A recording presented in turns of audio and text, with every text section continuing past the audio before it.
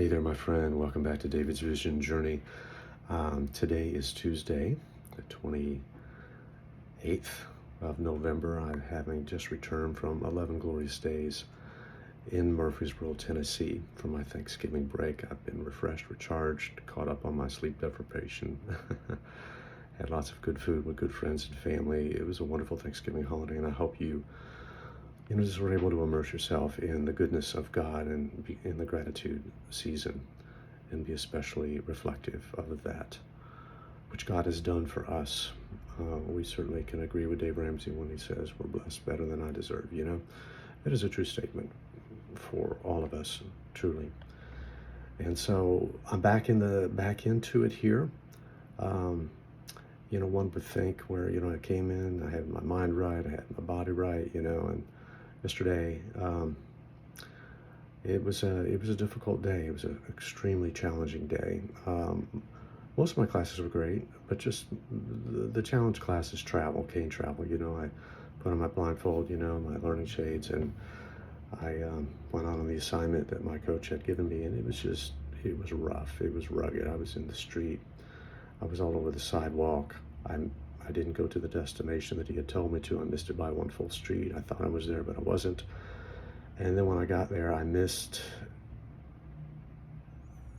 He met me at this one street, and he said, "Let's walk to the next street." And I missed the street, and I curved on a sidewalk and walked a long, long, long time until I was thoroughly and utterly lost.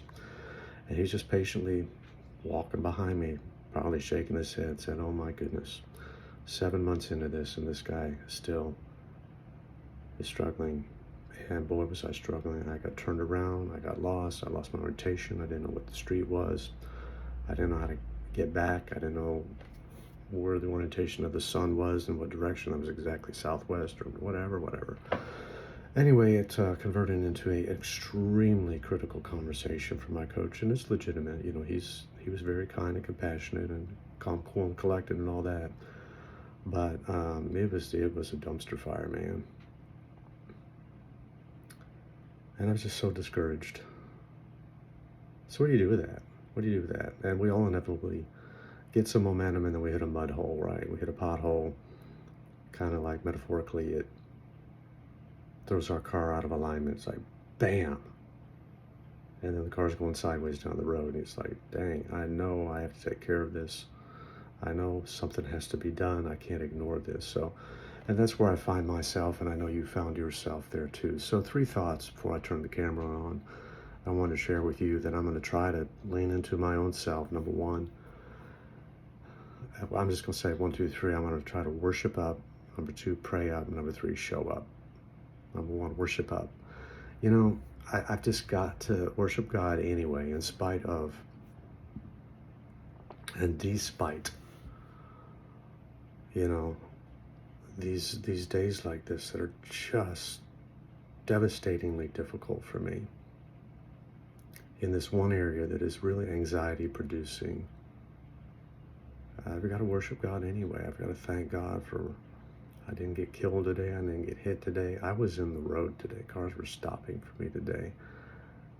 I was almost falling and hitting things in the sidewalk. It was just really ugly. But I got to worship God anyway, It's like, blessed be the name of the Lord. He's good. He always has been, always will be, in spite of my foibles and follies, right? Okay, so there's that. So I just got to worship up because there's inherent power in that. It garners the attention of God, and it throws the enemy into confusion. Number 2, I need to pray up. So I need to ask for wisdom. James 1 verse 5. I need to say, God, here I am, just as I am, such as I am. You're the great I am. So I invite you by an act of my will and a volition of my tongue to get involved in this trauma and drama and turmoil and turbulence, this anxiety and angst. So I'm gonna just pray, and simple prayer. Doesn't need to be long prayer. To say, Lord Jesus, do what only you can do in my life. Help me to get a revelation, to get an illumination, understanding, insight, to do what I need to do today. Perhaps that fits in your situation as well. So worship up. Number 2, pray up. Number 3, show up. I just need to show up. I need to be an outlaster. I can't just say, well, I'm going to take my ball bat and go home. I'm going to throw in the towel. I'm going to quit. I'm only 3 months away from being done in this program at the Louisiana Center for the Blind. My goal and objective has been to finish strong. And I'm doing well in some things, but they're getting the travel. It's just like right in my face because it's just so difficult. As a partially sighted person, I have a serious visual impairment, but I do have some sight, and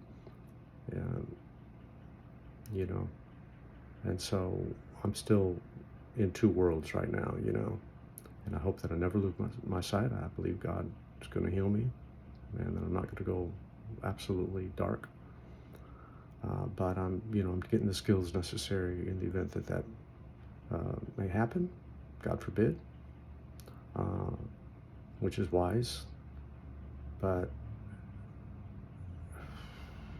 I just got to keep showing up, and you do too. Just show up. Show up early. Early's on time, right? And just trust God and say, you know what? I am going to outlast this. I'm going to get better, not bitter. I'm going to take the elevator up, not down. I'm going to use this failure as a stepping stone, not a stumbling block. Okay, so there you go.